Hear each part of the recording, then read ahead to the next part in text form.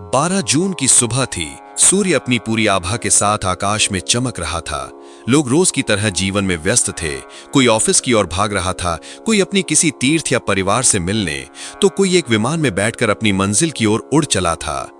लेकिन किसी को इस बात का आभास नहीं था कि आज का दिन सामान्य नहीं है। आज का दिन एक संकेत है, एक चेतावनी है जो आकाश से गिरेगी पर आत्मा को झकझोर देगी। क्योंकि आज जो होने वाला था वह केवल एक दुर्घटना नहीं थी। वह केवल कोई तकनीकी खराबी, कोई इंसानी भूल या मौसम का उतार चढ़ाव नहीं था। यह वह था जिसे ब्रह्मांड की अदृश्य शक्ति ने वर्षों से देखा, सहा और अब निर्णय लिया। यह घटना ब्रह्मांडीय न्याय का वह शंखनाद था जो कह रहा था कि अब पाप बहुत बढ़ चुके हैं, अब चेतावनी का समय है। जो विमान आसमान से गिरा वह केवल लोहे की बनी एक मशीन नहीं थी, वह एक प्रतीक था इस युग के पतन का।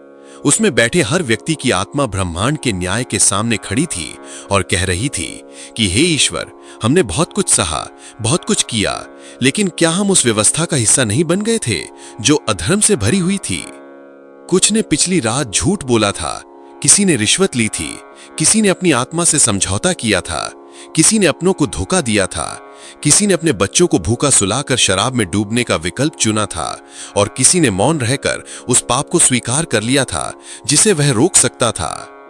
यह विमान एक यंत्र नहीं, एक प्रतीक था उस समाज का जो आसमां को मारकर तकनीक में जीने का प्रयास कर रहा है।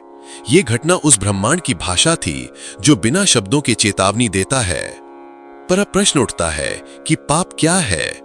पाप वह नहीं जो कानून कहे, पाप वह है जो आत्मा को दुख दे और परमात्मा की दृष्टि में अस्वीकृत हो।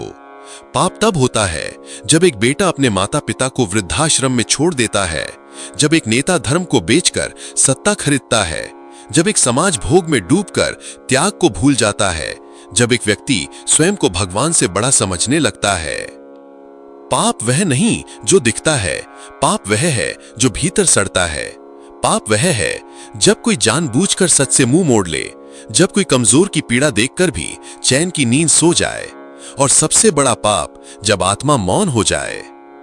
लेकिन कोई देख रहा है, वह जो भीतर बैठा है, जो ना कोई कैमरा है ना कोई कोर्ट, वह परम चेतना, वह साक्षी, वह ईश्वर जो सब कुछ देखता है और सही समय पर उत्तर देता है।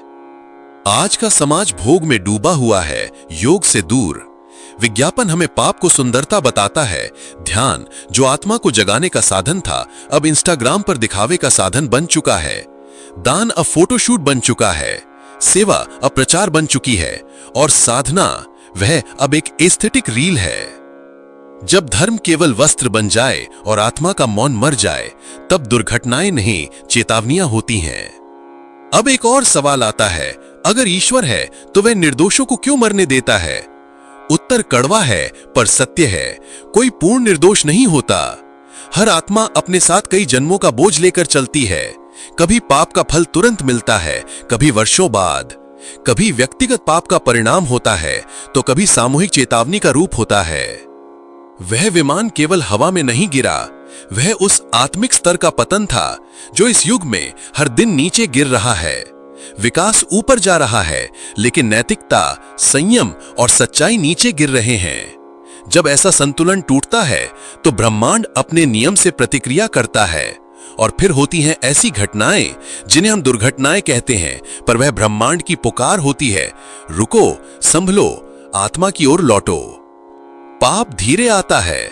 पहले छोटा झूठ बोलते हैं, फिर धोखा, फिर लालच, फिर हिंसा, और एक दिन आत्मा मर जाती है और हमें पता भी नहीं चलता। उस दिन हमारा अंतरतम गिरता है और फिर जीवन में भी दुर्घटनाएं घटती हैं। तो क्या सीखा हमने इस दुर्घटना से? सीखा कि प्रभु का न्याय कभी चूकता नहीं, वह धीरे चलता है पर बहुत गहराई से चलता है। कि हर पाप का मूल्य चुकाना होता है, चाहे वह छोटा हो या बड़ा, चाहे वह तुरंत दिखे या वर्षों बाद। कि दुनिया की सबसे बड़ी सुरक्षा प्रणाली कोई टेक्नोलॉजी नहीं है बल्कि धर्म है। एक ईमानदार आत्मा कभी दुर्घटनाग्रस्त नहीं होती। और सीखा कि अब समय है जागने का, नहीं तो अगली चेतावनी और भी बड़ी होगी। अब सवाल है कि क्या करें हम? उत्तर है धर्म की ओर लौटें। हर दिन आत्मनिरीक्षण करें, क्या आज मैंने कोई पाप किया? झूठ से दूर रहें, दान करें गुप्त रूप से, न दिखावे के लिए। ध्यान करें मौन में, न स्टोरीज में। और संकल्प लें, कभी किसी का जानबूझकर दिल नहीं दुखाऊंगा।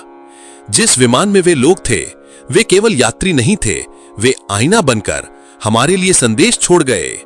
उठो, अब भी समय है, पाप के मार्ग से हटो, धर्म की ओर लौटो, वरना अगली बार आकाश फिर से रोएगा, धरती फिर से कांपेगी।